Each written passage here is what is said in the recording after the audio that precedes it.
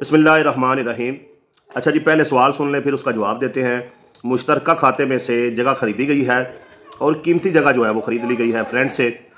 अब ख़रीदार कहता है कि जो दूसरे लोग हैं, जो दूसरे खातेदार हैं, उन्होंने स्टे वगैरह ले लिया है, तो वो बड़ा मसला कर रहे हैं, तो मुझे तंग कर रहे हैं। मैंने तो पैसे दे के जगह खरीदी है, तो अब इस मसले का क्या हल है? ठीक है जी। अच्छा मोहतरम भाई, बात ये है कि आप खुद मान रहे हैं कि मुश्तरका खाता है, तो मुश्तरका खाता जब तक तकसीम ना हो उसमें जगह नहीं खरीदनी चाहिए। पहले उसको जो है वो तकसीम होना चाहिए, उसकी तकसीम का इंतकाल दर्ज होना चाहिए और उसके बाद आप उस जगह को ख़रीदें। अब आप कहते हैं मैंने पैसे दिए हैं। पहले इस पर थोड़ी सी बात कर लें। देखिए, बात यह है कि एक बाप है, वो फौत हो जाता है, पीछे एक मकान है, तो फ्रंट पर 2 दुकानें हैं। ठीक है जी। अब आप क्या करते हैं, एक उसके बेटे को पैसे देते हैं और फ्रंट की दुकानों की वो अपने हिस्से की फ़र्द निकाल के देता है, और आप फ्रंट की दुकानों का कब्जा भी दे देता है, आपको रजिस्ट्री भी करके दे देता है। तो भाई बात ये है कि आप कब्जा लेके कहें मैंने तो दुकानों के पैसे दिए हुए हैं। भाई ये इस तरीके से मकान तकसीम नहीं होगा। मकान की तकसीम का एक तरीक़ाकार है, तो जब तक आप उसको फॉलो नहीं करेंगे तो आप ख़रीदार भी गलत है और बेचने वाला भी गलत है।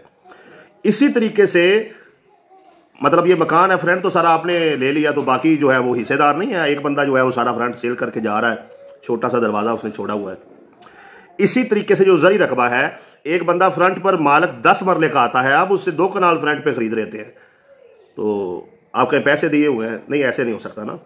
एक बंदा गाड़ी चोरी करता है, किसी शोरूम में जाके बेच देता है, अब वो शोरूम का मालिक पकड़ा जाए तो वो कहे जी पैसे वापस करो, मैंने पैसे दिए हुए हैं। भाई तुम भी तसल्ली करते, वो भी तसल्ली करता, उसको तो पता है मैं दूसरे का हिसाब चोरी करके बेच रहा हूँ। इसी तरीके से मुश्तरका खातेदारों को अक्सर पता होता है कि मैं दूसरे बंदे के साथ ज्यादती कर रहा हूँ। फ्रंट पे मुझे 1 कनाल आती है, मैं क्यों 4 कनालें जो है वो फ्रंट से सेल कर रहा हूँ? ये तकसीम ही नहीं हुआ, दूसरे का भी हिस्सा है। तो अब शोरूम वाला बंदा कहे मैंने पैसे दिए, भाई गाड़ी चोरी की निकल आई है, मसला बन गया तुम्हारे लिए भी। ठीक है ना। इसी तरीके से अगर आपने पैसे भी दिए हुए हैं और दूसरों का हिस्सा खरीद लिया है, तो आपने भी गैर कानूनी काम किया है, बेचने वाला भी गैर कानूनी काम कर रहा है। वो तकसीम होगा, इतना हिस्सा उसका फ्रंट पे बनता है वही आपको मिलेगा, बाकी आपको बैक ही मिलेगा। अब बाकी जो लेन देन है वो आपका उस बंदे के साथ है, आप उसके साथ बैठ के उसको तय करें, मामलात को देखें। ये कहना जी मैंने पैसे दिए हैं पटवारी के पास या तहसीलदार के पास या AC के पास या DC के पास या अदालत में जाकर आप कहें पैसे दिए हैं, तो आगे से वो मुतलका महकमा या जज साहब ये कह दे भाई मुझे पूछ के दिए हैं, कानून के मुताबिक इसको खरीदा है, कानून के तकाजे पूरे किए हैं, तो क्या जवाब है आपके पास? इसलिए ये रट लगाना कि मैंने पैसे दे के खरीदी है और ख़रीद आप दूसरे का हिस्सा रहे हो, ठीक है ना जी, तो ये नाजायज़ है। इस तरीके से खरीदना आप गलती पर हैं कि ये आप इस तरीके से मालिक नहीं बन जाएंगे आप ये रट लगाने से। मैं कहूँ जी मैं मुनीर हुसैन मनारे पाकिस्तान बेचता हूँ, लाओ इतने पैसे दो, स्टाम्प करके देता हूँ, भाई मेरी वो मलकियत ही नहीं है, मैं कैसे बेच सकता हूँ? रही बात कब्जे की, अगला बंदा कहे जी मैंने आपको कब्जा दे दिया है, ठीक है जी, तो भाई कब्जा दे दिया है तो उसके पास नाजायज़ कब्जा नहीं हो सकता। ठीक है।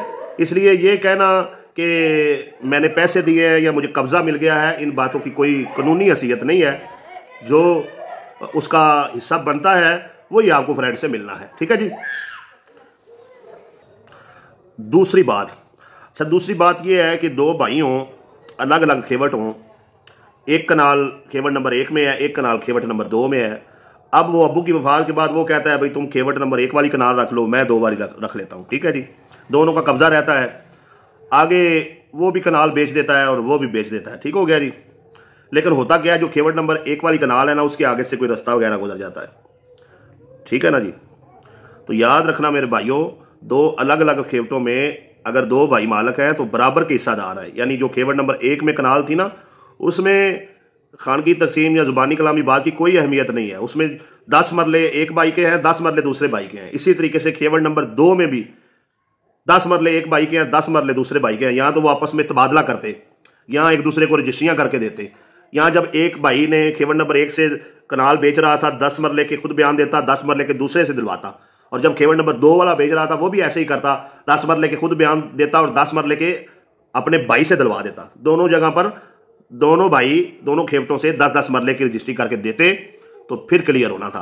अब ये यहाँ पर 1 दिन बैठे रहे, 1 साल बैठे रहे, 10 साल बैठे रहे और या 50 साल से बैठे रहे, ये लोग जो इधर बैठे हैं इसकी कोई कानूनी हैसियत नहीं है। चूंकि एक बंदा एक जगह से बेच 10 मरले सकता था, वो कनाल बेच गया है, तो भाई आपकी जो रजिस्ट्री होगी चेक कीजिएगा उसको, वहाँ से 10 मरले की होगी, 10 मरले से वो दूसरे खेवट की है, आपकी माल की उधर है, कब्जा इधर है।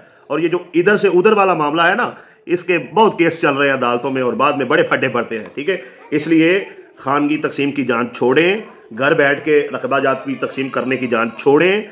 ये कहना दादाजी ने तकसीम की थी, अब्बा जी ने तकसीम की थी, फलां बंदे ने छोड़ दे, इसकी जाने की कोई अहमियत नहीं है। कानूनी तरीके से अपनी ज़मीन को तकसीम करवाएं, नक्शा अलिफ बे जीम बनवाएं और उसका तकसीम का इंतकाल दर्ज करवाएं। अब मामला क्लियर है, अब बेचें। ठीक है जी, अब उसे बेचें, अपने पास रखें। आप खुद सेव हैं, आपके बच्चे सेव हैं, आपकी आने वाली नस्लें सेव हैं। अगर आप ऐसे नहीं करते, आप जो अब जब आप मर जाएंगे आपके बच्चे आपस में झगड़ेंगे, आपके पोते आपस में झगड़ेंगे। ठीक है ना जी, तो लड़ाइयाँ झगड़ों से बचने के लिए ज़रूरी है कि आप रकबे को छोड़ें, ये खान की मानकी को, ये खानगी खुनगी छोड़ दें और तकसीम कर लें रकबे को सरकारी तौर पर, इसकी जान छोड़ दें और बार बार ये जो जितनी उलझने हैं इससे दूर हो जाए। वगरना ये मसाइल इसी तरीके से रहेंगे, ये लड़ाई झगड़े भी रहेंगे और आपके सारे दावे, सारी दलीलें, जी मैंने स्टाम्प करवाया हुआ है, मैंने रजिस्ट्री कराई हुई है, मैंने इंतकाल कराया हुआ है, मैंने पैसे दिए हुए हैं, मैंने नक्शा बनवाया हुआ है, फलां कराया, सब बातों की कोई अहमियत नहीं है। आप मुश्किल में फंसने वाले हैं, आपकी औलाद फंसने वाली है अगर आपने कानूनी तकाजे पूरे करते हुए ज़मीन ना खरीदी और तकसीम के बाद ज़री रकबा जो है वो ना खरीदा। अस्सलाम वालेकुम।